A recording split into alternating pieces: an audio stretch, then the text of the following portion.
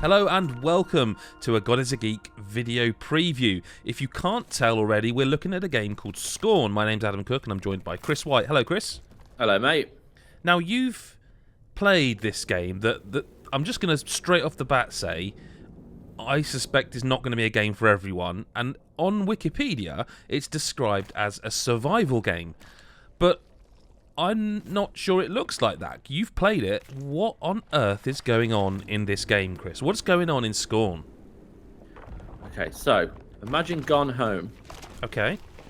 Okay, instead of a nice, like, normal teenager's house with a few puzzles to do and reading documents about gigs and growing up and all that, you replace that with a hellish, unexplored world filled with grim contraptions and flesh-infused mechanisms and really disgusting, nightmarish environment, and you're about there.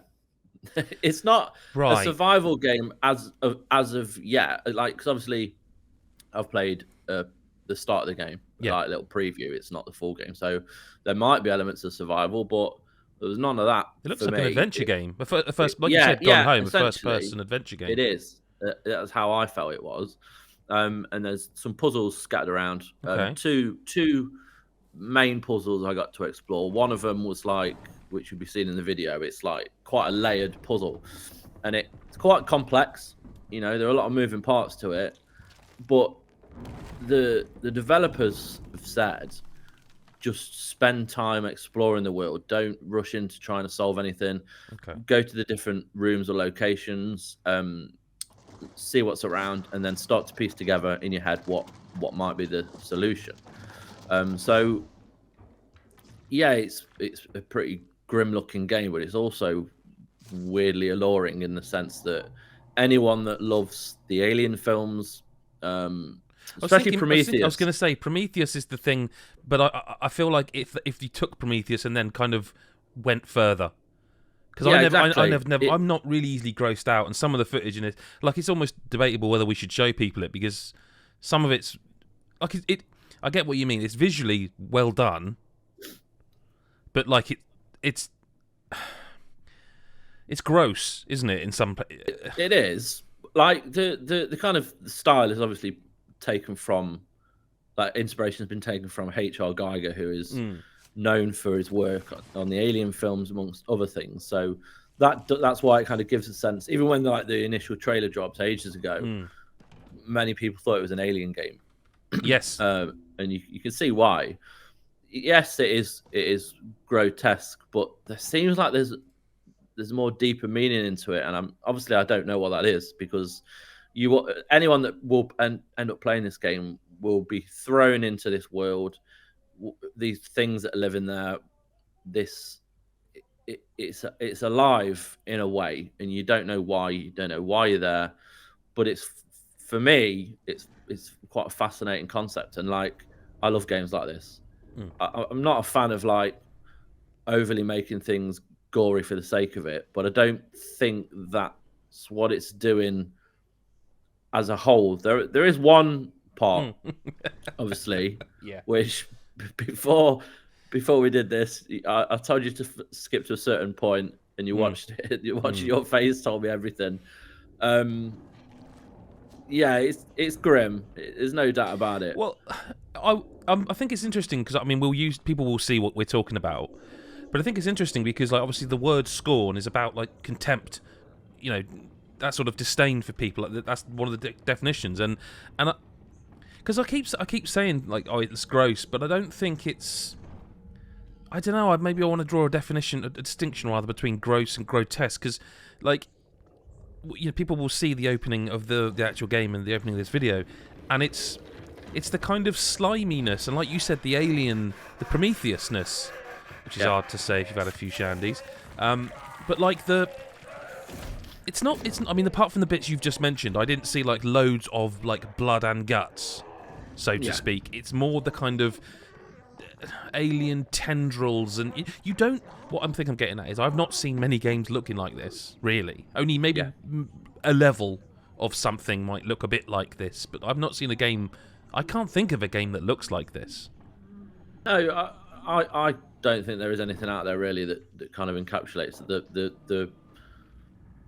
the horror scene in Scorn, really. But like as a game, like it has that feeling of exploring, I'm not comparing it to Bloodborne, but like when you're playing something like Bloodborne and you find something that you weren't expecting, or it's kind of a world that's alive in itself, and that's where it's telling the story, like not in the copious amounts of notes you'll find and read through. It's like the environment The is world telling the building. story, the world building, yeah.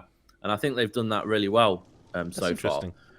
And like the gamey elements to it are like there's a contraption you get very early on in the preview where you shove your hand in this tube and then it attaches this like metal object to it that wraps around your hand and your wrist, and you can then use that to open doors. But the way you open doors is by shoving your hands in further like Right. organic mechanisms that will open doors. And like part of the main puzzle is to find, like you've got a kind of, there's kind of like this grid on the wall, and you use this kind of hook, like a grappling thing, like you would find in like the fair, which pulls around this like egg on the wall, and you have to try and move it around and get to it, and then you finally pull it off the wall, and it opens up, and there's this like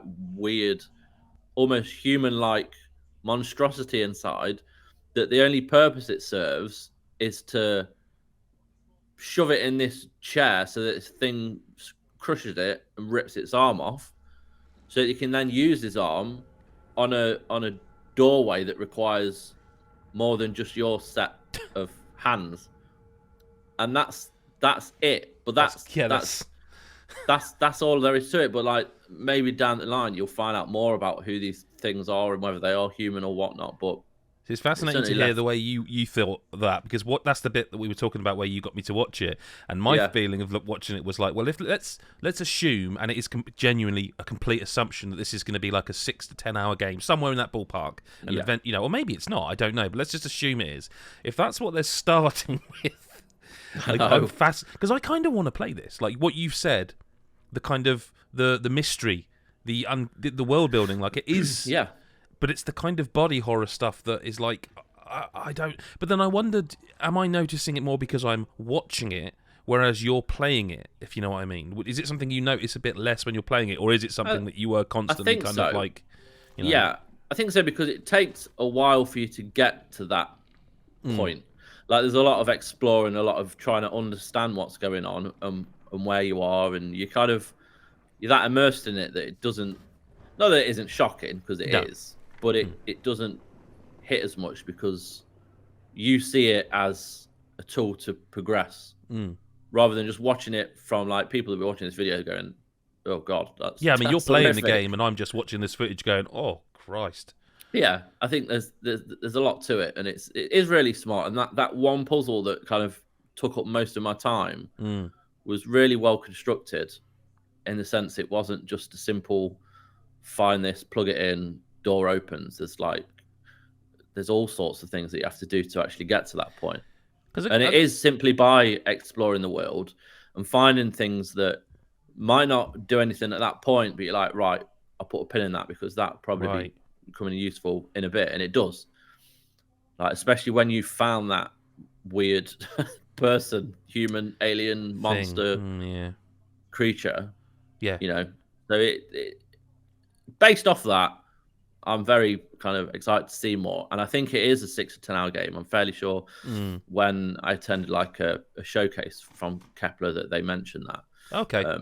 So it's not a long game, but it is more a case of they want you to just be thrown in at the deep end into this world where you have no clue what's going on, just like that character must do, whoever it is. Yep.